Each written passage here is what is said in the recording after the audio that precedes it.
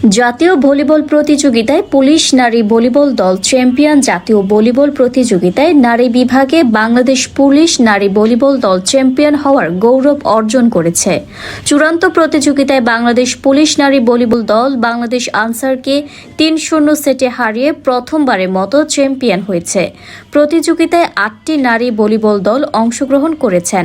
Bangladesh police নারী volleyball দলের কর্মকর্তা, খেলোয়াড় ও কোচ ৮ জুলাই ২০২৫ মঙ্গলবার সকালে পুলিশ হেডকোয়ার্টার্সে ইন্সপেক্টর জেনারেল অবসরপ্রাপ্ত পুলিশ বাংলাদেশ ও বাংলাদেশ পুলিশ ক্রীড়া পরিষদের কেন্দ্রীয় কার্যনির্বাহী কমিটির সভাপতি জনাব বাহারুল আলম বিপিএম এর সাক্ষাৎ করেছেন।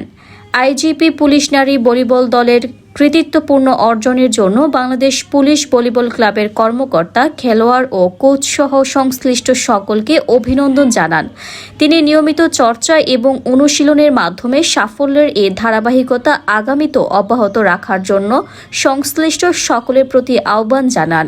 অতিরিক্ত আইজিপি জনাব মোহাম্মদ আকরাম হোসেন, অতিরিক্ত আইজিপি ও বাংলাদেশ পুলিশ ভলিবল ক্লাবের সভাপতি জনাব আবু নাসের মোহাম্মদ খালেদ এবং সাধারণ সম্পাদক ও ঢাকা জেলার পুলিশ সুপার জনাব মোহাম্মদ আনিসুজ্জামান এএস, এআইজি শামীমা পারভিন এ সময় উপস্থিত ছিলেন।